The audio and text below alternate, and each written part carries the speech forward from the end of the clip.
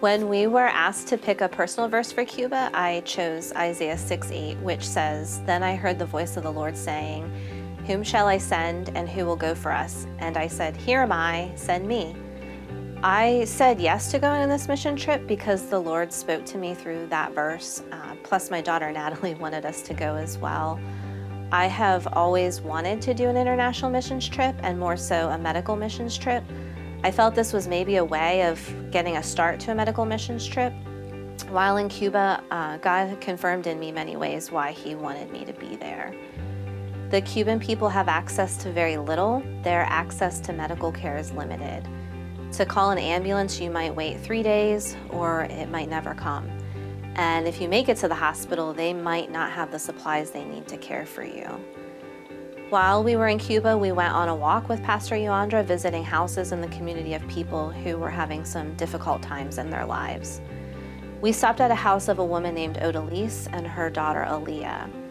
The mother was told when she was 37 weeks pregnant with her daughter that only one of them would live. So the mother started praying to idols and whoever or whatever she could to save both her and her daughter. They both survived, but her daughter suffered many medical ailments. The mother recently started coming to church and was ready to commit herself to following Christ. However, she still had these idols in her home. Pastor Yoandra asked her if she was ready to fully commit herself to Christ and give up these idols and renounce her sin.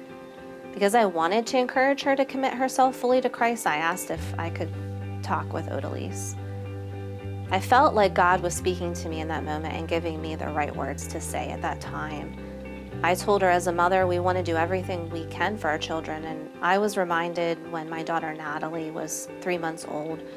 At a routine medical checkup, we were told that all the bones in her head had already fused.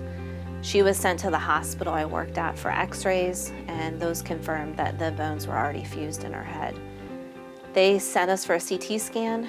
I was told that my baby would need surgery on her skull, a plate placed in her head, and that she would be in a coma for 3 days in the neuro ICU.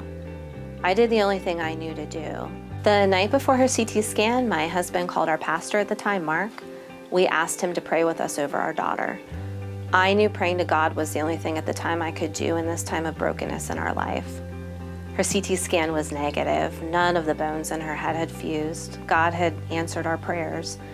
So when you feel broken, when your daughter is sick, pray to God. We then prayed over Odalise and Aaliyah. And Pastor Yoandra then asked Odalise if she was willing to give up the idols she did. In her brokenness and her pain, the hope that Christ gives allowed her to turn toward Jesus. She chose to trust in God instead of continuing to sin by worshiping false idols. God was absolutely there in that moment. As I told that story to Odalise, God was reminding me that when I encountered brokenness with my own daughter, that was when I turned toward Him. Sharing that story reminded me that the goodness that comes when we follow God. God gave us a miracle, and that has made me realize that God wants us to lean on Him and only Him, especially in our times of brokenness and pain.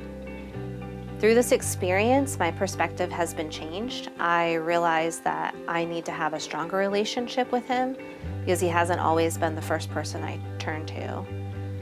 I was reminded in Cuba of a verse that I like, Proverbs 3:5-6. Trust in the Lord with all your heart and lean not on your own understanding. In all your ways submit to Him, and He will make your path straight. This is just one moment I saw God working on in Cuba. I am forever touched and changed by my experience there. Before going on this trip, materialism is something that I struggled with. In a way, these things were like Odalise's idols. I thought I would feel better owning the newest iPhone or wearing a new outfit, but in reality, these things left me feeling more empty. I realized how wasteful I was being with the resources God has blessed me with over the last few years. I'm now working on using those resources to bless the people I met in Cuba.